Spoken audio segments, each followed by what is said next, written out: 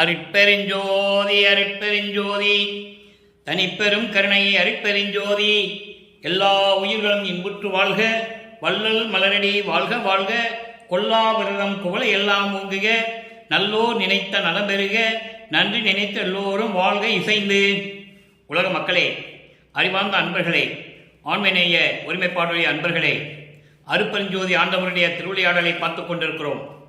அருட்பெருஞ்சோதி ஆண்டவருடைய திருவிளையாடல் 1823ஆம் ஆண்டு தொடங்கி 30/1/1874 இரவு 12 மணி வரைக்கும் அவருடைய திருவிளையாடல் நடைபெற்றுக் கொண்டிருக்கிறது. ஒவ்வொரு காலகட்டத்திலும் தன் மகனுக்காக எப்படியெல்லாம் அருள் செய்கிறார் என்பதையும், சுத்த சன்மார்க்கத்தை இந்த உலக மக்களுக்கு கொடுக்க வேண்டும் என்பதற்காகத்தான் தன்னுடைய செல்வ பிள்ளையை ஒரு தாயின் வழியாக இந்த மண்டலுக்கு வருவிக்க செய்தார் என்பதையும் திருவருட்பாவில் இருக்கின்ற ஒவ்வொரு பாடலின் மூலமாக நாம் பார்த்து கொண்டிருக்கிறோம். இந்த பிரபஞ்சம் தோன்றிய காலத்திலிருந்தே கிரேத யுகம், திரேத யுகம், துபார யுகம், கலியுகம் 4 யுகங்களிலுமே சமயங்களும் மதங்களும் மார்க்கங்களும் தோன்றிவிட்டன. இந்த சமயங்களையும் மதங்களையும் மார்க்கங்களையும் தோற்றுவித்த தலைவர்கள் இறைவனுடைய உருவங்களை உருவகப்படுத்தி அதற்கான ஆலயங்களை அமைத்து அந்த ஆலயங்களுக்கு ஏற்றபடி, அந்த இடங்களுக்கு ஏற்றபடி வழிபாட்டு முறைகளை அமைத்து மக்களை வழிபட செய்து விட்டார்கள். சமயங்களும் மதங்களும் மார்க்கமுடைய நிலை மாறப்போகிறது. அதன் காலகட்டங்கள்லாம் முடிந்து விட்டது. எப்படி பிரம்மன், திருமால், ருத்திரன், மகேஸ்வரன், சதாசிவதி ஆயுள் காலம் முடிந்து விட்டதோ அதுபோன்று இந்த சமயங்களுக்கும் மதங்களுக்கும் மார்க்கங்களுக்கும் ஆயுள் காலம் முடிந்து விட்டது. அப்போ இந்த உலக மக்களுக்கென்று ஒரு மார்க்கம் வேண்டும். சுத்த சன்மார்க்கத்தை நிறுவி அதை தன் மகனுடைய கையில் ஒப்படைப்பதற்காகத்தான் ஒரு தாயின் வழியாக தன் மகனை வருவிக்க செய்தார் அருட்பெருஞ்சோதி ஆண்டவர் அவர்கள். அதனுடைய திருவிளையாடலை நாம் பார்த்து கொண்டிருக்கிறோம். ஒவ்வொரு திருமுறையிலும், ஒவ்வொரு பதிகத்திலும், ஒவ்வொரு பாடலின் மூலமாக எப்படியெல்லாம் திருவிளையாடல் நடக்கிறது என்பதை நாம் பார்த்து கொண்டிருக்கிறோம். அந்த வகையில் பார்க்க வேண்டியது 1ஆம் திருமுறை பதிகம் 6 திருவருள் முறையீடு. திருவருள் முறையீடு 21வது பாடல். திருவருள் முறையீடு என்பது நமது பிள்ளை பெருமானவர்கள், நமது குழந்தை இறைவன் பிள்ளை பெருமானவர்கள் வருவிக்க உற்று 8 ஆண்டுகள் வரையிலும் தான் யார் என்ற தெரியாத நிலையில் இருந்து கொண்டிருக்கிறார். இந்த 1லிருந்து 8 ஆண்டு வரைக்கும் அவர் எப்படி திருவிளையாடல் செய்தார் என்பதை நாம் ஏற்கனவே பார்த்து விட்டோம்.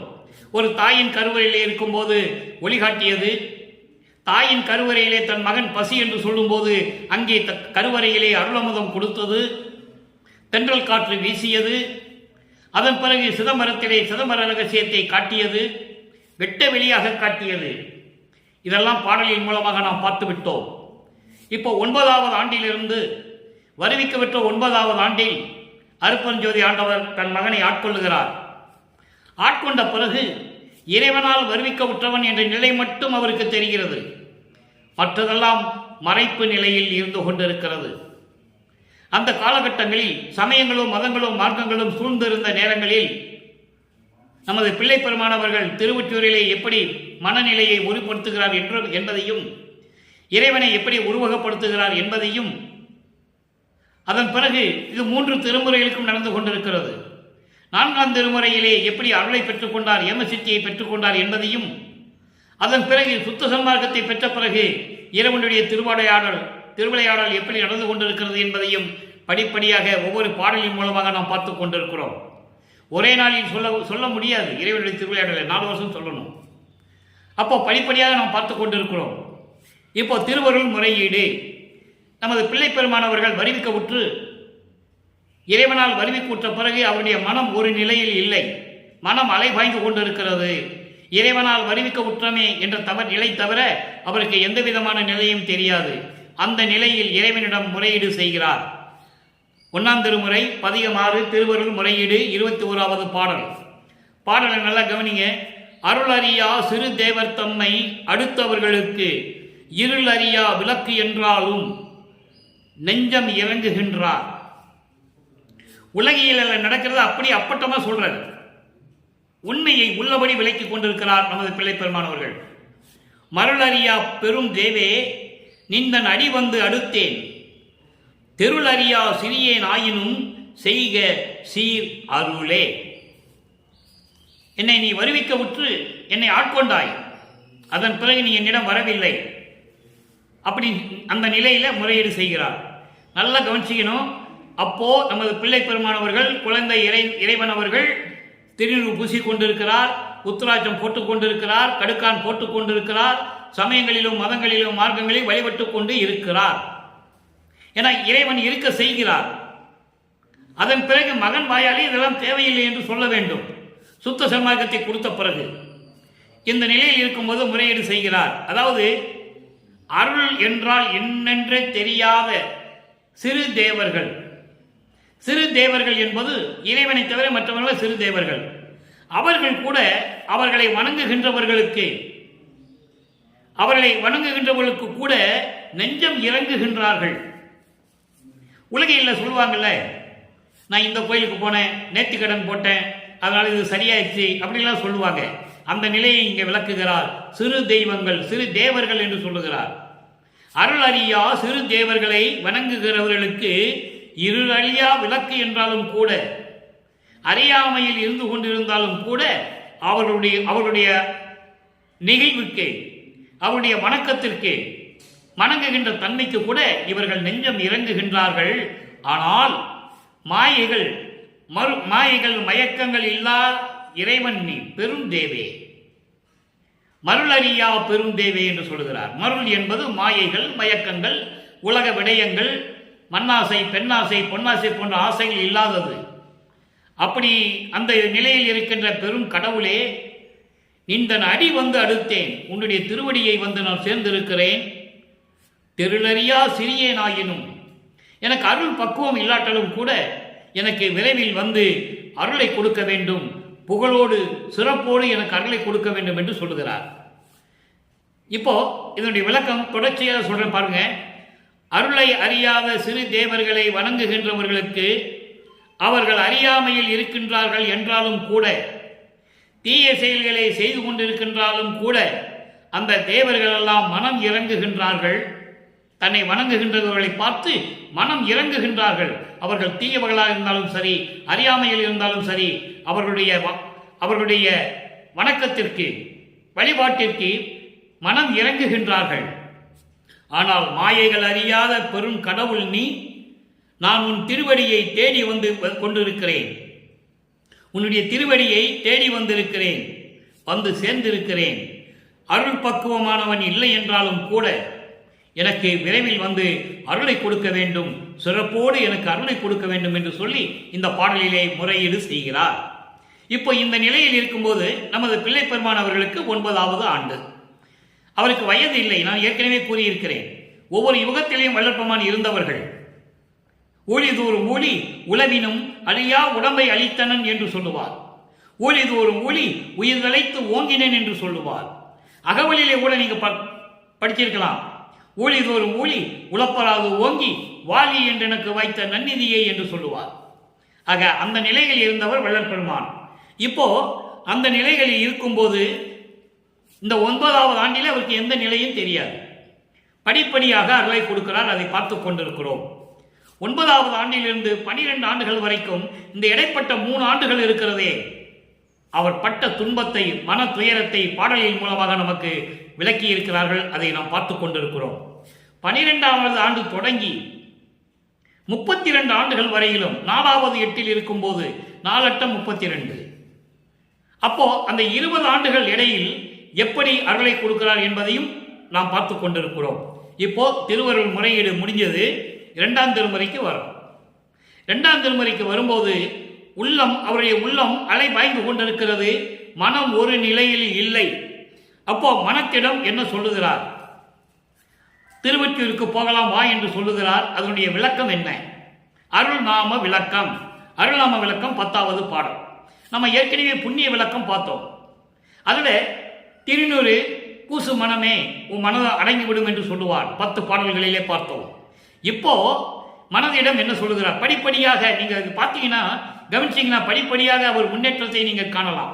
இறைவனுடைய திருவிளையாடல் எப்படி நடந்து கொண்டிருப்பது என்பது உங்களுக்கு புரியும். இப்ப பாருங்க, அருள்நாம விளக்கம் 10வது பாடல். நிலவும் ஒன்மதி முகத்தியருக்கு, நிலவும் ஒன்மதி முகத்தியருக்கு உழன்றாய், நீச நெஞ்சம்தம் நெடும் கடைதனில் போய் இலவு காத்தனை இலவு காத்தனை என்னை நின்மதியோ என்னை நின்மதியோ என்ன உன்னுடைய அறிவு எனக்கு தெரியல என்னை நின்மதியோ எழில்கொள் ஒற்றியூருக்கு என்னுடன் போந்து பலவும் ஆய்ந்து நன்கு உண்மையை உணர்ந்த பக்தர் உள்ளக பதுமங்கள் தோறும் பதுமங்கள் என்பது இதயங்கள் அந்த பக்தருடைய இதயங்களிலே எப்படியெல்லாம் இறைவன் இருக்கிறார் என்பதை சொல்லுகிறார் தோறும் உளவும் ஓம் சிவசண்முக சிவ ஓம் ஓம் சிவாயா என்று உன்னுதி மனனே. இப்போ அந்த சண்முகம் என்பது சண்முக தத்துவத்தை கொண்டவன் சிவபெருமான். இதை மகாதேவ மாலையிலே சொல்லுவார். சண்முகம் கொண்ட கோவை என்று சொல்லுவார் ஒரு பாடலிலே. இந்த சண்முக தத்துவம் தான் முருகனை நெற்றிக்கண்ணிலிருந்து உருவாக்கிய பிறகு அது சுப்பிரமணிய தத்துவமாக மாறியது. அது உரைநடை பகுதியிலே நிறைய விளக்கங்கள் இருக்கிறது, நான் சுருக்கமாக சொல்லுகிறேன். அப்படி சண்முகத்தை தத்துவத்தை கொண்ட இறைவன் சிவபெருமான், திருவொற்றியூரில் இருக்கின்ற தியாகராஜ பெருமான் என்று சொல்லுகிறார். இப்போ இந்த பாடலின் விளக்கம் பாருங்க. இந்த விளக்கம் பார்ப்பதற்கு முன்னாலே ஒரு சிறு விளக்கம். இதையே எப்படியெல்லாம் மனதிடம் உள்ளத்திடம் சொல்லுகிறார் தெரிஞ்சாகணும். ஏன்னா சமயங்களும் மதங்களும் மார்க்கங்களும் சூழ்ந்திருந்த காலகட்டங்களில் உலகியலிலே இருக்கின்றவர்கள் இப்படிதான் சொன்னார்கள். அதுபோன்று பிரபஞ்சம் தோன்றிய காலத்திலிருந்தே 4 யுகங்களிலுமே இப்படிதான் சொன்னார்கள். அது மட்டும்தான் அவருக்கு தெரியும். அதனால அவரும் சொல்றார், உள்ளத்திடம் சொல்றார். எப்படி காமத்தை போக்க வேண்டும் என்பதற்காக இந்த பாடல்களை 10 பாடல்களை நம்ம பார்த்துட்டோம். காமம், குரோதம், லோகம், மோகம், மதம், ஆச்சரியம் 6 பிண்ட துரிசுகள் இருக்கின்றன. இந்த 6 பிண்ட துரிசுகளையும் நீக்க வேண்டும். படிப்படியாக வந்து கொண்டிருக்கிறார். உள்ளத்திடம் சொல்லுவது போல உலக மக்களுக்கு தெரிவித்துக் கொண்டிருக்கிறார். நான் காமத்தை முற்றிலும் விட்டுவிட்டேன் என்று கூறுகிறார். எப்போ 13வது ஆண்டில் தொடங்கிய பிறகு காமத்தை முதலில் கடக்கிறார். இதை உலக மக்களுக்கு தெரிவித்துக் கொண்டிருக்கிறார். காமத்தை பற்றி சொல்ல வேண்டும் என்றால் பெண்களை பற்றி சொல்ல வேண்டும். அதுக்காக பெண்களை இழிவுபடுத்துவதல்ல. அதை நீங்க நல்லா புரிஞ்சுக்கணும். காமம் பெண்களால் தான் உருவாகிறது என்பது உண்மை, பிரபஞ்சத்தின் உண்மை. இப்போ இந்த பாடலுடைய விளக்கம் பாருங்க. நிலா போன்ற அழகான பெண்களை பார்ப்பதற்காக சுற்றி திரிந்து கொண்டு இருந்தாய். நிலா போன்று அழகான பெண்களை பார்ப்பதற்காக நீ சுற்றி சுற்றி திரிந்து கொண்டிருந்தாய். பெண்களையே சுற்றி திரிந்து கொண்டிருந்தாய். கெட்ட மனம் கொண்டவர்களின் தலைவாசலில் போய் இலவு காத்த கிளி போல நின்று கொண்டிருக்கிறாய். அதை இங்க சொல்றாரு, இலவு காத்தனை. இலவு காத்த கிளி என்ற ஒரு பழமொழி உண்டு. இலவு மரத்திலே, அதாவது இலவம் மஞ்சு மரத்திலே இலவங்காய் தொங்கிக் கொண்டிருக்கும். இந்த காய் எப்போ பழுக்கும், நம்ம எப்போ சாப்பிடலான்னு சொல்லி கிளிகள் காத்து கொண்டிருக்கும். அதில் எந்த விதமான புரோஜனம் இல்லை, அதுக்கு தெரியாது. அதுபோன்று தீயவர்களுடைய தலைவாசலிலே போய் நீ நின்று கொண்டிருக்கிறாய். இலவு காத்த கிளி போல காத்து கொண்டிருக்கிறாய். என்னை நின் மதியோ, என்ன உன் அறிவோ என்று எனக்கு தெரியவில்லை மனமே. உள்ளத்திடம் சொல்லுகிறார், என்னை உன் அறிவோ எனக்கு தெரியவில்லை. அழகாக திறந்து கொண்டிருக்கின்ற திருவொற்றியூருக்கு என்னுடன் வா. அங்கு வந்தால் அங்கே பலவற்றையும் ஆராய்ந்து கற்று உண்மையை உணர்ந்த பக்தர்கள் அடியார்கள் இதயங்களில் விளங்கும் சிவசண்முகா சிவவோம் ஓ சிவசமய சிவாய நம என்று சொல்லிக் கொண்டிருக்கிறார்கள். அவர்களுடைய இதயங்களில் பதிந்து கொண்டிருக்கிறது. அதுபோல உன் உள்ளத்திலும் நீ நினைத்துக் கொள்ளுவாயாக. உன்னுதி மனனே என்று சொல்லுகிறார். உன்னுதி என்றால் நினைத்துக் கொள்ளுவையாக, மனனே என்றால் உள்ளமே, மனமே, நெஞ்சமே, எப்படி வேணா சொல்லிக்கலாம். ஆக இந்த காமத்தை உள்ளிட வைத்துக்கொண்டு அழகான பெண்களை பார்ப்பதற்காக தெரு தெருவாக சுற்றி திரிந்து கொண்டிருக்கிறாய். உனது மனம் ஒரு நிலையில் இல்லை. தீயவர்களுடைய தலைவாசலிலே போய் இலவு காத்த கிளி போல நின்று கொண்டிருக்கிறாய். அதனால் எந்த பலனும் இல்லை. என்ன உன் மதியோ உன் அறிவோ என்று எனக்கு தெரியவில்லை. என்னுடன் திருவொற்றியூருக்கு வா. அப்பதான் திருவொற்றியூருக்கு போறாரு 13வது ஆண்டிலே. நல்லா புரிஞ்சுக்கணும். வருவிக்க விட்டு 13வது ஆண்டில தான் திருவொற்றியூருக்கு போறாரு. என்னுடன் திருவொற்றியூருக்கு வா என்று சொல்லி உள்ளத்திடம் சொல்லி திருவொற்றியூருக்கு செல்லுகிறார்.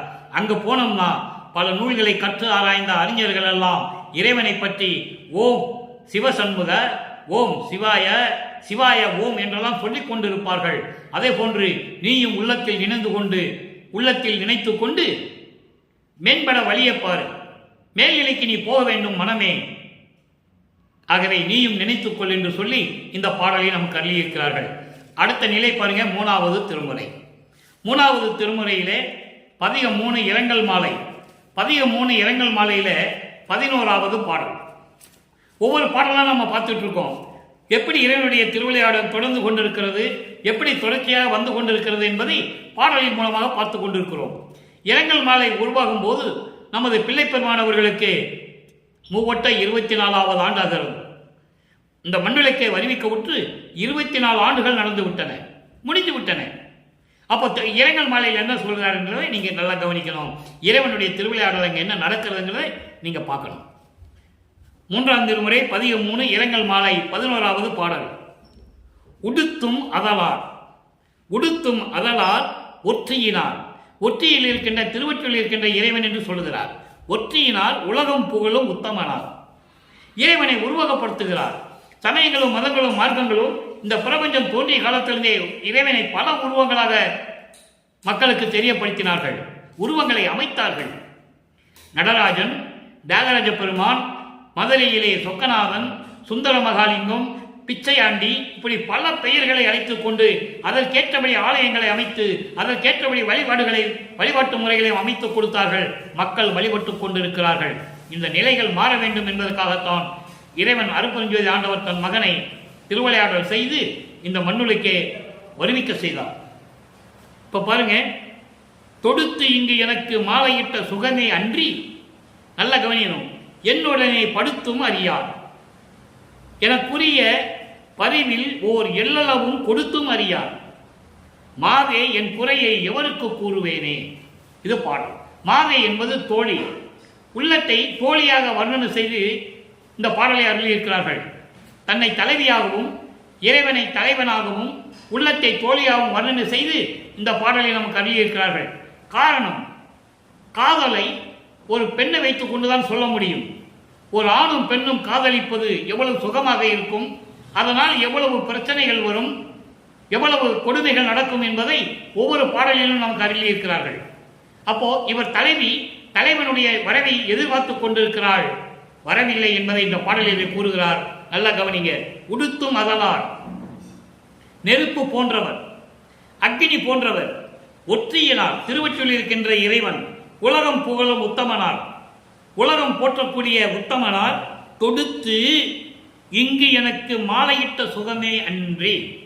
தொடுத்து என்பது என்னை இந்த மண்ணுலக்கே வருவிக்க செய்து, ஒரு தாயின் வழியாக மண்ணுலக்கே வருவிக்க செய்து 9வது ஆண்டிலே என்னை ஆட்கொண்டாரே தவிர, அதான் மாலையிட்டார் என்று சொல்லுகிறார். தன்னை ஒரு பெண்ணாக உருவப்படுத்தினால் மாலையிட்டது என்று சொல்லுகிறார். அவ்வளவுதான் விஷயம், வேற ஒன்றும் இல்லை. அப்போ ஆட்கொண்டார். உன்னாலே இந்த மண்ணுலக்கு ஒரு தாயின் வழியாக வருவிக்க விட்டு என்னை ஆட்கொண்டாரே அன்றி என்னுடனே படுத்தும் அறியார். படுத்தும் அறியார் என்பது என்னிடம் வந்து அணைத்துக் கொள்ளவில்லை, எனக்கு எந்த சுகத்தையும் கொடுக்கவில்லை, அது நான் அறியவில்லை, எனக்கு தெரியவில்லை, அவர் வரவே இல்லை. அப்படி இருக்கும்போது எனக்குரிய பரிவில் ஓர் எல்லளவும் கொடுத்தும் அறியார். நான் எவ்வளவு அவரோட அன்பு வச்சிருக்கேன், அந்த அன்புல ஒரு எள் அளவு கூட, சிறிது அளவு கூட எனக்கு கொடுக்கல. தோழியே, இந்த குறையை நான் யாரிடம் போய் சொல்லுவேன் என்று சொல்லி இந்த பாடலை நமக்கு அருளி இருக்கிறார்கள். ஆக இறைவன் ஆட்கொண்டதை, இறைவனுடைய திருவிளையாடலை தெளிவாக நமக்கு அருளி இருக்கிறார்கள் நமது இறைவன் வல்லப்பமானவர்கள் என்பதை நீங்கள் புரிந்து கொள்ள வேண்டும். 9வது வயதிலே ஆட்கொண்டது. அதன் பிறகு இறைவன் வந்து எந்த அருளையும் கொடுக்கவில்லை, தன்னை வந்து சந்தித்து எந்த சுகத்தையும் கொடுக்கவில்லை. எனக்கு இருக்கின்ற அன்பில் ஒரு எல்லளவு கூட அவருக்கு என் மீது இல்லை. தோழி, இந்த குறையை நான் யாரிடம் போய் சொல்லுவேன் என்று சொல்லி இந்த பாடலில் நமக்கு அருளியிருக்கிறார்கள். அடுத்து 4ஆம் திருமுறை. 4ஆம் திருமுறை என்பது 4:32. வல்லப்பமானவர்கள் இந்த மண்ணுலக்கை வருவிக்க உற்று 25வது ஆண்டிலிருந்து 32 ஆண்டுகளுக்குள் என்ன நடந்தது, இறைவன் எப்படியெல்லாம் திருவிளையாடல் செய்தார் என்பதை பார்க்க போகிறோம். 33வது ஆண்டில் தான் சுத்த சன்மார்க்கத்தை பெறுகிறார். அதனுடைய விளக்கத்தையும் நாம் பார்க்க போகிறோம். ஒவ்வொரு பாடலின் மூலமாக தான் விளக்கங்களை சொல்ல முடியும். இப்போ 4ஆம் திருமுறையிலே பதிகம் 8 அபராத மன்னிப்பு மாலை. இது வரைக்கும் பிரசாத மாலை பார்த்தோம். அங்கே திருநூறு வேண்டாம் மகனின்னு சொல்லி பல அருள்களை கொடுக்கின்ற செய்திகளை பார்த்தோம். அதன் பிறகு பத்தி மாலையிலே பார்த்தோம் ஏமசித்தியை எப்படி கொடுக்கிறார் என்று. இப்போ அபராத மன்னிப்பு மாலை, 1வது பாடல். அதாவது அபராத மன்னிப்பு மாலை என்பது சமயங்களிலும் மதங்களிலும் மார்க்கங்களில் இருந்தபோது தெரியாமல் செய்த தவறுகளை மன்னிக்க சொல்லுவது, இறைவனிடம் மன்னிப்பு சொல்லுவது, அது பாடலின் மூலமாக நமக்கு அருளி இருக்கிறார்கள். நல்லா கவனிங்க. அபராத மன்னிப்பு மாலை 1வது பாடல். செய்வகை நன்கு அறியாதே திருவருளோடு ஊடி. திருவருளோடு ஊடி. ஊடி என்றால் வேறுபட்டு மாறுபட்ட கருத்துக்களை சொல்லிக் கொண்டிருந்தேன் என்று சொல்லுகிறார். முதல்ல பாடலை கவனிங்க. செய்வகை நன்கு அறியாதே திருவருளோடு ஊடி சில புகன்றேன், அறிவறியா சிறியேனும் சிறியேன், பொய் வகையேன் புகன்ற பிழை பொறுத்து அருளல் வேண்டும். இந்த 3 வரிக்கு முதல்ல சொல்றேன், அப்புறம் 3 வரி. செய்வகை நன்கு அறியாதே, நான் என்ன செய்வதென்று எனக்கே தெரியவில்லை, நான் என்ன செய்து கொண்டிருக்கிறேன் என்றும் எனக்கு தெரியவில்லை, நான் என்ன செய்தேன் என்றும் எனக்கு தெரியவில்லை. உன்னுடைய திருவருளோடு வேறுபட்டு மாறுபட்ட கருத்துக்களை சிலவற்றை நான் சொன்னேன். தெரியாதப்போ அவருக்கு சமயங்களிலும் மதங்களிலும் மார்க்கங்கள் இருக்கும்போது வேற கருத்துக்கள், முரண்பாடுகள். உதாரணமாக இப்போ சிதம்பரத்தில் நடராஜன் கோயில் இருக்கிற வழிபாடு திருவொற்றியூரிலே தியாகராஜ பெருமான் கிட்ட இருக்காது. இங்கே 2 இடத்தில் இருக்கின்ற வழிபாடு மதுரையில் சொக்கநாதன் கிட்ட இருக்காது. வேறுபடுகிறது. வேறுபட்ட நிலை, முரண்பட்ட நிலை, உருவங்கள் கூட வேறுபட்டு இருக்கும். இந்த நிலைகளெல்லாம் நான் சிலவற்றை நான் உன்னிடம் சொன்னது உண்டுதான். நான் பலவற்றை நான் சொல்லி இருக்கிறேன். அது எனக்கு தெரியாத பருவத்தில், தெரியாத வயதில் உன்னுடைய திருவருளோடு வேறுபட்டு முரண்பாடு கருத்துக்களை நான் சில சொன்னேன். உண்மைதான். அறிவறியா சிறியனுக்கு சிறியன் நான், சின்ன குழந்தை நான் என்ற.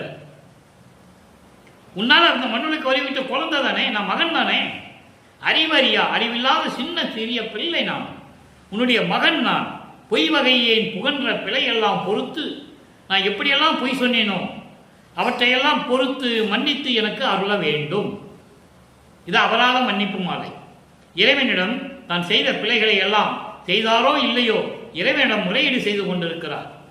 சமயங்களிலும் மதங்களிலும் மார்க்கங்களில் இருக்கும்போது நான் இப்படியெல்லாம் இருந்து கொண்டு இருந்து விட்டேன் என்று இதையெல்லாம் மன்னித்து எனக்கு அருள வேண்டும் என்று சொல்லுகிறார். அடுத்து பாருங்க. புண்ணியனே மதியணிந்த புரிசடையாய். மதியணிந்த புரிசடையாய் இறைவனை. அப்போ சமயங்களும் மதங்கள் என்ன சொல்லிட்டு இருந்தாங்க? சிவபெருமான தலையில கங்கையை வச்சிருக்கிறாரு, பிறை சந்திரனை பின்னிய சடையில் சூடி இருக்கிறவர் சொல்லுவார். அதைத்தான் இங்க சொல்லுவாரு. மதியணிந்த, மதி என்பது சந்திரன், சந்திரனை பின்னிய சடையில் சூடிய இறைவனே விடையாய். விடையாய் என்பது காலை வாகனம் கொண்ட இறைவனே, விடைமேல் வருபவர் என்று சொல்லுவார். விடையாய் மெய் வகையோர் விழித்திருப்ப, மெய் வகையோர் விழித்திருப்ப விரும்பி என்னை அன்றே மிக வலிந்து ஆட்கொண்டு அருளி வினை தவிர்த்த விமலா. எவ்வளவு அற்புதமா சொல்றாருன்னு நீங்க இறைவனுடைய திருவிளையாடம் நடக்குது. இவர் மன்னிப்பு கேட்கிறாரு. நான் இப்படியெல்லாம் செஞ்சுட்டேன், என்னை மன்னிச்சுக்கொண்டு சொல்லும்போது இறைவன் வந்து எப்படி திருவிளையாடல் செய்கிறார், எப்படி அருளை கொடுத்தார்னு பாருங்க. மெய் வகையோர் விழித்திருப்ப, தேவர்களும் முனிவர்களும் ரிஷிகளும் வானில் இருக்கின்ற சத்தர்களும் சித்தர்களும் யாராக இருந்தாலும் சரி எல்லாருமே காத்து கொண்டிருக்க, அருளை பெறுவதற்காக, உன்னுடைய அருளை பெறுவதற்காக காத்து கொண்டிருக்க விரும்பி என்னை அன்றே, எப்போ 9வது ஆண்டு அண்டே மிக வலிந்து ஆட்கொண்டு, என்னை வலிந்து ஆட்கொண்டு வினை தவிர்த்த விமலா. ஆட்கொண்டு விட்டார். எல்லாரும் காத்திருக்கும்படி என்னை ஆட்கொண்டாய். என் வினைகளெல்லாம் தேர்த்த விமலா. விமலா என்பது மலங்களை நீங்கியவன். ஆணவம், கண்மம், மாயை, மாமாயை, துரோதை போன்ற 5 மலங்களை நீக்கிய இறைவன் விமலன், மலங்கள் அற்றவன் என்று பொருள். இப்ப பாருங்க, இதை தேவர்களும் இவர்களெல்லாம் காத்திருக்கும் போது எனக்கு அருளை கொடுத்தாய் என்று சொல்லுவார். அற்புதமான பாடல்கள் எல்லாம் உண்டு திருவருட்பாவிலே. மாலும் அயனும் துருவி நிற்க எனக்கே அடிமொழிகள் காட்டுவித்து அடிமை கொண்ட பதியை என்று சொல்லுவார். இப்படியெல்லாம் பாடல்கள் நிறைய உண்டு. அதெல்லாம் சொன்னோம்னா நமக்கு நேரம் போயிட்டே இருக்கும். ஏற்கனவே விளக்கங்கள் நான் கொடுத்திருக்கேன். திருமால பிரம்மன் எல்லாம் இறைவனை வணங்கிக் கொண்டிருப்பார்கள். சமரச சுத்த சன்மார்க்கத்தை பெற்ற பிறகு இந்த பிரபஞ்சமே வள்ளலாரை வணங்கிக் கொண்டிருக்கின்றன என்பதை ஒரு பாடலிலே உண்டு. வாலி என்று என்னை மாலயன் ஆதியோர் வந்து அருட்பேர் ஆளி என துதித்து ஏத்த புரிந்தாய். அற்புதம்! நிடூழி வாழி என்றே எனக்கு சாதா வரமும் உகந்தளித்தாய். வாழி மன்றோங்க மறுப்பெருஞ்சோதி நின் மன்னருளே என்று கூறுவார். ஏனென்றால் பிரபஞ்சத்தை இயக்கிக் கொண்டிருக்கின்றவர், 5 தொழில்களை செய்து கொண்டு பிரபஞ்சத்தை இயக்கிக் கொண்டிருப்பவர் வள்ளல் பெருமான் என்பதை இங்கே நான் பதிவு செய்ய கடமைப்பட்டிருக்கிறேன். அதை இங்க சொல்றாரு, தேவர்களும் முனிவர்களும் ரிஷிகள் எல்லாம் உன்னிடம் அருளை பெறுவதற்காக காத்து கொண்டிருக்க என்னை மட்டும் 9வது ஆண்டிலே ஆட்கொண்டு எனது வினைகளை எல்லாம் தீர்த்த எனது இறைவனே விமலா என்று சொல்லுகிறார். அடுத்த வரியிலே சொல்லிட்டாரு பாருங்க, ஐவகை கடவுளரும் ஐவகை கடவுளர்கள் யார்? பத தலைவர்கள் யார்? பிரம்மன், திருமால், ருத்திரன், மகேஸ்வரன், சதாசிவா. அவர்களும் அந்தனரும் வேதம் ஓதுகின்றவர்களும் பரவ போற்றி வணங்க ஆனந்த திருநடம் செய் அம்பலத்து எம் அரசே. அம்பலத்திலே பேரின்பமாக அருள்நடனம் செய்து கொண்டு பிரபஞ்சத்தை காத்துக் கொண்டிருக்கின்ற எனது இறைவனே என்று சொல்லுகிறார். ஆக இறைவனுடைய திருவிளையாடல் 4ஆம் திருமுறையிலே இந்த அளவிலே நடந்து கொண்டிருக்கிறது. அதன் பிறகு 6ஆம் திருமுறையிலே சுத்த சன்மார்க்கத்துக்குள்ளே நுழையும் போது முதலிலே அடிப்படையிலே எப்படியெல்லாம் தன்னுடைய முறையீடுகளையும் ஆற்றாமைகளையும் எப்படியெல்லாம் கூறுகிறார் என்பதை ஒவ்வொரு பாடலின் மூலமாக நாம் பார்க்க போகிறோம். நல்ல கவனிங்க. ஏன்னா முக்கியமான இடம் 6ஆம் திருமுறை. 6ஆம் திருமுறைக்கு வரும்போது வல்லப்பெருமான் அவர்கள் சுத்த சன்மார்க்கத்தை பெறும்போது 5வது எட்டில் இருந்து கொண்டிருக்கிறார். அதாவது 33வது ஆண்டிலிருந்து 40 ஆண்டுகள் வரைக்கும் இந்த இடைப்பட்ட 8 ஆண்டுகளில் என்ன நடந்தது, எப்படியெல்லாம் இறைவன் அருளை கொடுத்தார் என்பதை பார்க்க போகிறோம். 6ஆம் திருமுறை பதிகம் 6 ஆற்றாமை. ஆற்றாமை என்பது சகித்துக் கொள்ள முடியாத ஒரு நிலை. உலகில் சொல்லுவாங்க ஆற்றாமையா இருக்குதுன்னு சொல்லுவாங்க. ஆற்றாமைன்னா சகித்துக் கொள்ள முடியாத ஒரு நிலை. இறைவனால் ஆட்கொள்ளப்பட்டு ஏமசித்தியம் வாங்கி பிறகு எல்லாம் ஆட்கொண்ட பிறகு சுத்த சன்மார்க்கத்தை கொடுக்கும்போது இதை முறையீடு செய்கிறார். நல்ல கவனிங்க. எளிவினும் வலிய மனத்தினே. எப்போ சமயங்களிலும் மதங்களிலும் மார்க்கங்களில் இருக்கும்போது வல்லப்பெருமானுடைய நிலை என்ன? எளிவினும் வலிய மனத்தினேன் மலம்சார் ஈயினும் நாயினும் இழிந்தேன் புலிவினும் சிறியேன் பொய் விளைந்து உழல்வேன் புண்மையேன் புலைத்தொழில் கடையேன். அதாவது வலுவினும் பெரியேன் மடத்தினும் பெரியேன். மடம் என்றால் அறியாமை. மடத்தினும் பெரியேன் மாண்பிலா வஞ்சக நெஞ்சக பொலிவினும் பெரியேன் அம்பலக்கூத்தன் குறிப்பினுக்கு என் கடவேனே. உன்னுடைய உள்ளத்திலே நான் இடம் பிடிக்க வேண்டுமானால் நான் என்ன செய்யணும்? அந்த பாடலை சொல்ற பாருங்க. எளிவினும் வலிய மனத்தனே. வலிய மரக்கட்டை போன்று உள்ளவன் நான், அந்த மனம் கொண்டவன். தயவில்லை, இரக்கம் வரவில்லை. இன்னும் வலிய மரக்கட்டை எப்படி இருக்குமோ அதுக்கு எந்த உணர்வு இருக்காது. அது போன்று மனம் கொண்டவன் நான். மலம் சார் ஈயினும் நாயினும் இழிந்தேன். மலங்களிலே உட்கார்ந்து இருக்கக்கூடிய ஈயை போலவும் நாயைப் போலவும் இழிவான நிலையில் இருந்து கொண்டிருக்கிறேன். சமயங்களிலும் மதங்களிலும் மார்க்கங்களில் சார்ந்த பிறகு நான் எப்படியெல்லாம் துன்பப்பட்டேன் என்பது உன் உள்ளத்துக்கு தெரியும், உன் உள்ளம் அறியும் என்று சொல்லுவார். அப்படிப்பட்ட நிலையில் இருந்து கொண்டவன் புழுவினும் சிறியன். மலத்திலே நெளிந்து கொண்டிருக்கக்கூடிய புழுவை விட ரொம்ப சிறியவன் நான். பொய் விளைந்து உழல்வேன், பொய் சொல்லியை சுற்றி திரிந்து கொண்டிருந்தேன் புண்மையனே, தீயவன் நான். தெளிவா இறைவனிடம் முறையீடு செய்கிறார், தன்னை தாழ்த்திக் கொள்ளுகிறார். மகன் தந்தையிடம் சொல்லுகிறார், இப்படியெல்லாம் இருந்தாலும் கூட உன்னுடைய அருளை பெறுவதற்கு நான் என்ன செய்ய வேண்டும் என்று கேட்பார். கடைசியில் புலை தொழில் கடையே, தீய செயல்களிலே செய்து கொண்டிருப்பவன். புலை தொழில் என்பது தீய செயல்களையே கொடிய செயல்களிலே செய்து கொண்டிருப்பவன். வலிவினும் பெரிய மா பாதகத்திலும் பெரியவன் நான், மா பாதகத்திலும் பெரியவன் நான் என்று சொல்லுவார். இந்த நிலையை திருவற்பாலை ஒரு இடத்திலே சொல்லுவார். இறைவனுடைய அருளை பெற்ற பிறகு வருணமா கொலை பாதகன் பிரம்மனும் திருமாலும் என்று சொல்லுவார். பாட்டிலே இருக்கு. வருணமா கொலை பாதகன் என்பது வகையாக பல வகையான கொலைகளை குற்றங்களை செய்தவர்கள் என்று சொல்லுவார். அதற்கு முன்னால் இவரை சொல்லிக் கொண்டிருக்கிறார். வலிவினும் பெரியேன், மா பாதகத்திலும் நான் பெரிய பாதகன் நான், மடத்திலும் பெரியேன், அறியாமையில் இருந்து கொண்டிருக்கிறேன், மாண்பிலா வஞ்ச நெஞ்சக குழுவினும் பெரிய வஞ்சகத்திலேயும் கொடிய செயலில் ஈடுபட்டுக் கொண்ட கூட்டத்திலே சேர்ந்து கொண்டிருக்கிறேன். என்ன சொல்றாரு? சமயங்களிலும் மதங்களிலும் மார்க்கங்களிலும் நான் சார்ந்து கொண்டிருந்தேன். இந்த நிலையில் இருக்கும்போது அம்பலக்கூத்தனுடைய குறிப்பினுக்கு உன்னுடைய எண்ணத்தில் நான் நிலையாக நிற்க வேண்டும் என்றால் என்ன செய்ய வேண்டும்? என் செய்ய கடவேனே என்று சொல்லுகிறார். நான் என்ன செய்ய வேண்டும் என்று சொல்லுகிறார். இது ஆற்றாமையிலே நமக்கு அருளி இருக்கிறார்கள். அடுத்து பாருங்க, பதிகம் 7, நான் ஏன் பிறந்தேன். தெளிவா சொல்லுவாரு. நான் ஏன் பிறந்தேன் என்பதை எப்படி பாடலிலே கூறுவார்? நான் ஏன் பிறந்தேன் என்பது இந்த பிறப்பு அவஸ்தை, இந்த பிறப்பு துன்பத்தை, இந்த பாவத்தை பொறுக்க முடியாமல் மனம் வருந்துதல். அதுக்கு சொல்லுவாரே, பாவப்பட்ட பிறப்பை பொறுக்க முடியாமல் மனம் வருந்துதல், பாவம் பிறப்பு அவன் பொறாது பேதுருள் என்று சொல்லுவார். அதை தான் நான் ஏன் பிறந்தேன் என்ற தலைப்பில் கூட வல்லப்பமானவர்கள் நமக்கு அருளி இருக்கிறார்கள். குலத்தினையும் குடியேன், குலத்தினையும் கொடியேன், ஒரு குடித்தனத்தும் கொடியேன், குறிகளிலும் கொடியேன் அன்றி குணங்களிலும் கொடியேன், மலத்தினரையே புழுத்த சிறு புழுக்களிலும் கடையேன், வன்மனத்து பெரும்பாவி வஞ்ச நெஞ்ச புலையேன்.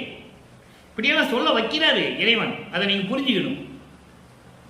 நலத்திடை ஓர் அணு அளவும் நன்னிலேன், பொல்லா நாய்க்கு நகை தோன்ற நின்றேன், பேய்க்கும் மிக இழிந்தேன், நிலத்திடை நான் ஏன் பிறந்தேன்.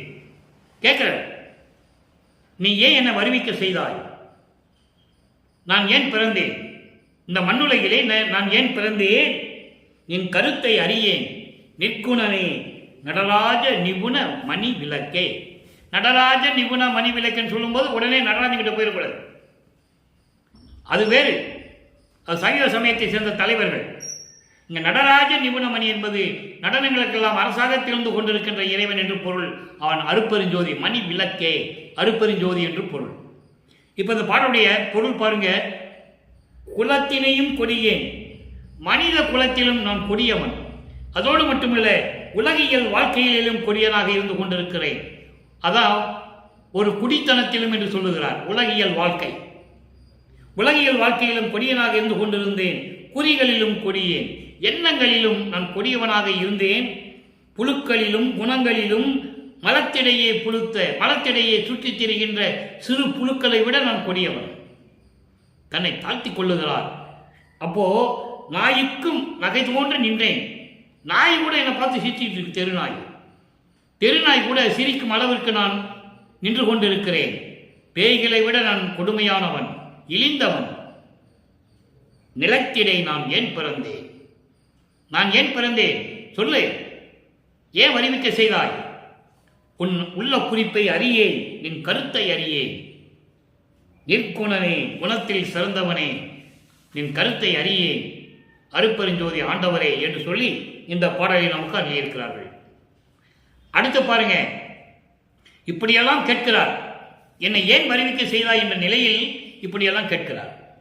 சமயங்களிலும் மதங்களில் ஈடுபட செய்துவிட்டு நான் எப்படியெல்லாம் துன்பப்பட்டு கொண்டிருந்தேன் என்ற நிலையில் இருக்கும்போது, சுத்த சன்மார்க்கத்திற்குள்ளே நுழையும் போது இந்த நிலையை இறைவனிடம் சொல்லுகிறார். நான் ஏன் பிறந்தேன்? அதை தான் சொல்றாரு. பிறப்பு அவம் பொறாது பேதுறுதல். பிறப்பு அவம் பொறாது பேதுறுதல். இந்த பிறப்பு என்ற ஒரு அவஸ்தையை, ஒரு துன்பத்தை பொறுக்க முடியாமல் பேதுறுதல், சொல்லுதல், இறைவனிடம் சொல்லுதல்.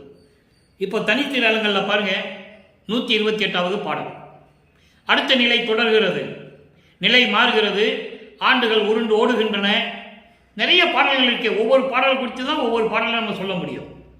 இப்போ தனித்திரங்களில் 128வது பாடல். கண்கொண்ட பூத்தலம் எல்லாம், கண்கொண்ட பூத்தலம் என்பது இந்த மண்ணுலகம், பூ உலகம். இந்த மண்ணுலகம் சன்மார்க்கம் கலந்து கொண்டு பண்கொண்ட பாடலில் பாடி படித்து பரவுகின்றார். நிலைகள் மாறுகிறது. சுத்த சன்மார்க்கத்தை பெற்றுக்கொண்டார். அப்போ அந்த நிலையை உலக மக்களுக்கு சொல்ல வேண்டும். மின் கொண்ட சிற்றவை ஒன்றே நிறைந்து விளங்குகின்றது, என் கொண்ட மற்றை மத மார்க்கம் யாவும் இறந்தனவே. சொல்லிட்டாரா? அதாவது இந்த மண்ணுலகிலே என்னை வருவிக்க செய்து சன்மார்க்கத்தை உலக மக்களிடம் கொண்டு சேர்க்க சொல்லி நான் சன்மார்க்கத்தை உலக மக்களிடம் சேர்த்து கொண்டு அந்த எல்லா சன்மார்க்கமும் கலந்து கொண்டு பல வகையான பாடல்களிலே, அதாவது விண்ணப்பங்களோ பாடல்களோ முறையீடுகளோ செய்து கொண்டு படித்து பரவுகின்றார், வணங்குகின்றார்கள். அருட்பெருஞ்சோதி அருட்பெருஞ்சோதி தனிப்பெருங்கண்ணை அருட்பெருஞ்சோதி என்று வணங்கி கொண்டிருக்கிறார்கள். மகாமந்திரத்தை சொல்லிக் கொண்டிருக்கிறார்கள். விண் கொண்ட சிற்றவை ஒன்றே நிறைந்து விளங்குகின்றது. அருளோடு சிறப்போடு விளங்கிக் கொண்டிருக்கின்ற சிற்றவை ஓங்கி விளங்கிக் கொண்டிருக்கிறது, அருளோடு விளங்கிக் கொண்டிருக்கிறது. அந்த நேரத்தில் எண் கொண்ட மற்ற மத மார்க்கங்கள் இறந்தனவே. சமயங்களும் மதங்களும் மார்க்கங்களும் எண்ணற்ற மார்க்கங்கள், பல வகையான மார்க்கங்கள், பல வகையான சமயங்கள், பல வகையான மதங்கள் எல்லாமே இறந்து விட்டது என்று சொல்லுகிறார். இறந்தனவே. ஆக இறைவனுடைய திருவிளையாடல், இறுதி திருவிளையாடல் அங்கே நடந்து கொண்டிருக்கிறது. அடுத்து பாருங்க, ஞான மருந்து என்ற ஒரு பாடல், பதிகம் 117 31வது பாடல். அற்புதமாக பாடலுங்க. பிரபஞ்சத்தினுடைய உண்மை, பிரபஞ்சத்தின் விளக்கம், எப்படியெல்லாம் இறைவன் நிலையை சொல்லுகிறார் என்பதை நீங்கள் புரிந்து கொள்ள வேண்டும். இதை ஏன் சொல்லுகிறார் என்றால், இந்த நிலைகளை எல்லாம் அவர் கடக்க வேண்டும். கடந்தால்தான் கடவுள் நிலை அறிந்து அமயமாக முடியும். ஏமசித்தி, தத்துவங்கள், சாகா கல்வி இதெல்லாம் கடக்க வேண்டும். சரிய கிரிய யோகம் 12 நிலைகளை கடந்து 13வது நிலையில் நிற்க வேண்டும். அப்பதான் இறைவன் நிலைக்கு போக முடியும் என்பதை இந்த பாடலிலே, எளிமையான பாடலிலே 4 வரிகளிலே அருளி இருக்கிறார்கள் நமக்கு வளர்ப்புமானவர்கள். நல்லா கவனிங்க. ஆறாருக்கு அப்பால் மருந்து, ஆறாருக்கு அப்பால் மருந்து, 6 × 6 36. அப்பால் இருக்கக்கூடிய மருந்து யாரு? மருந்துனா அருட்பெருஞ்சோதி. மருந்தாக விளங்கி கொண்டிருப்பவர், நோய்களையும் பிணிகளையும் தீர்த்து கொண்டிருக்கிற மருந்து போன்றவர் அருட்பெருஞ்சோதி. 6 அப்பால் மருந்து, 36 தத்துவங்களை கடந்த மருந்து, 36 தத்துவங்களை கடந்த இறைவன். இதை இவரும் கடக்க வேண்டும். அதான் அருட்பெருஞ்சோதி அட்டகத்தில் சொல்லுவாரு, தத்துவங்களை தனித்தனியாக கடந்தேன், தத்துவாதீத மேல்நிலையில் சித்தியில் முழுதும் தெரிந்தேன், அவை மேல் சிவநிலை தெரிந்திட சென்றே. அந்த சிவநிலை எங்க இருக்குங்கிறத இங்க சொல்றாரு. நல்லா கவனிக்கணும். பாடல் ஒவ்வொன்றுக்கும் ஒரு தொடர்பு உண்டு. இறைவனுடைய தயவும் கருணையும் இருந்தால்தான் இப்படியெல்லாம் தொடர்பு படுத்தி சொல்ல முடியும். அங்க சொல்றாருல்ல, சிவநிலை தெரிந்திட சென்றேன். அந்த சிவநிலை எங்க இருக்கின்றது?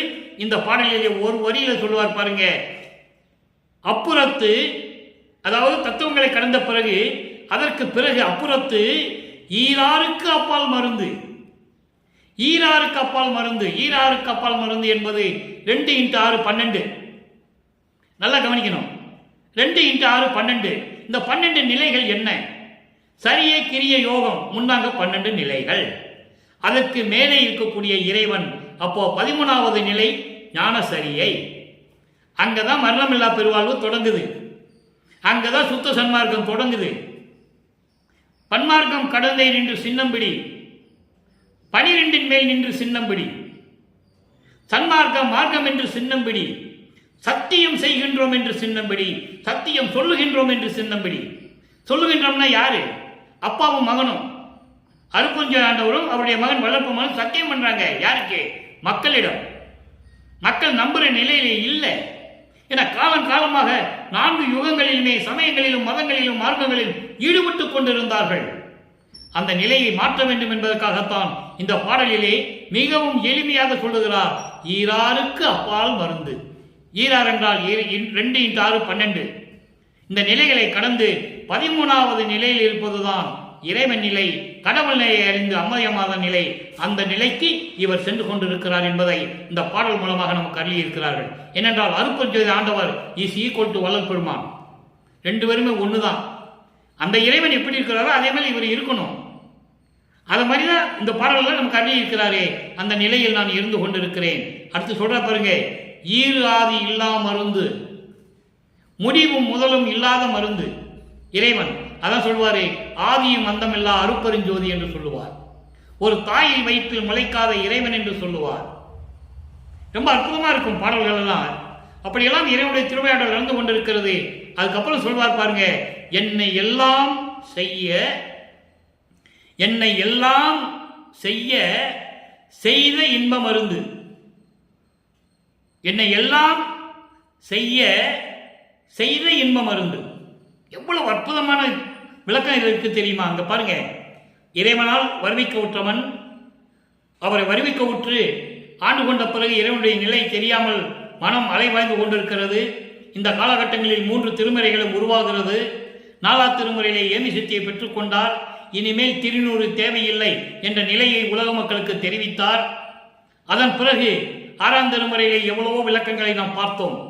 எல்லா அருளையும் பெற்றுக்கொண்டு அதை நீ செய் மகனே என்று எனக்கு செய்வித்த அந்த அருளை கொடுத்த இறைவன் என்று சொல்லுகிறார். அகவலிலே சொல்லுவார், மூவரும் தேவரும் முத்தரும் சித்தரும் யாவரும் பெற்றிடா இயல் என கழித்தனை. இது ஒண்ணு போதாதா? பிரம்மனும் திருமால் ருத்திரனும் யாராக இருந்தால் சரி, மூவரும் சித்தரும் முனிவரும் யாராக இருந்தால் சரி, யாரும் பெற முடியாத நிலையை நான் பெற்றுவிட்டேன் என்று அகவலிலே சொல்லுவார்.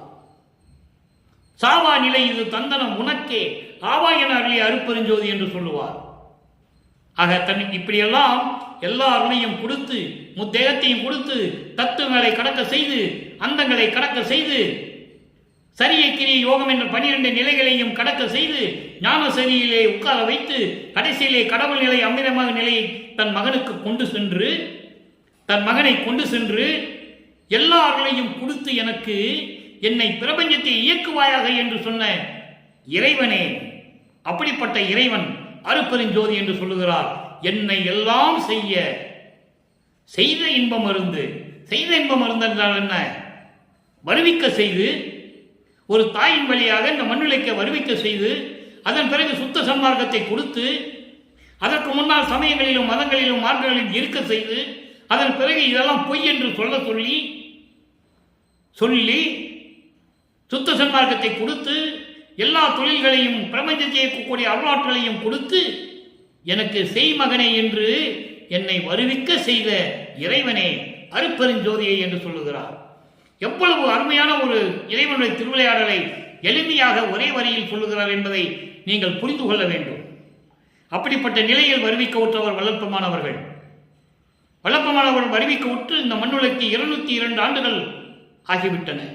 201 ஆண்டுகள் தொடங்கி 202வது ஆண்டிலே அடியெடுத்து வைத்திருக்கிறோம். இதுவரையிலும் வல்லப்பமானுடைய அருள் நிலையையும் கடவுள் நிலையையும் இந்த உலக மக்களுக்கு யாரும் தெரியப்படுத்தவில்லை என்பதுதான் ஒரு வேதனையான விஷயம். காரணம், அவர்களால் சமயங்களிலும் மதங்களிலும் மார்க்கங்களில் இருந்து வெளியே வர முடியவில்லை. அந்த உண்மையை அவர்களால் வெளியே சொல்ல முடியவில்லை. இறைவனால் ஆட்கொள்ளப்பட்ட இந்த வல்லவார் ஊழியன் சொல்லுவது யதார்த்தமானது என்பதை நான் பதிவு செய்ய கடமைப்பட்டிருக்கிறேன். பேரின்பமாக இருக்கிறேன்.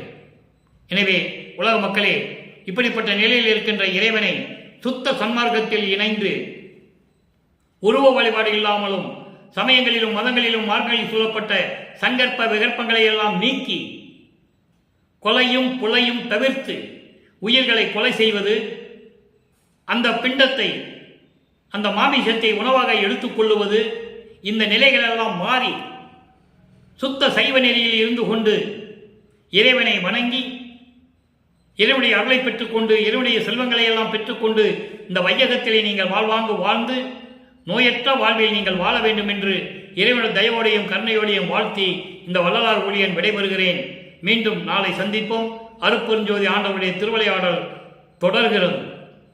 அருப்பெருஞ்சோதி அருப்பெருஞ்சோதி தனிப்பெரும் கருணை அருப்பெருஞ்சோதி. நன்றி, வணக்கம்.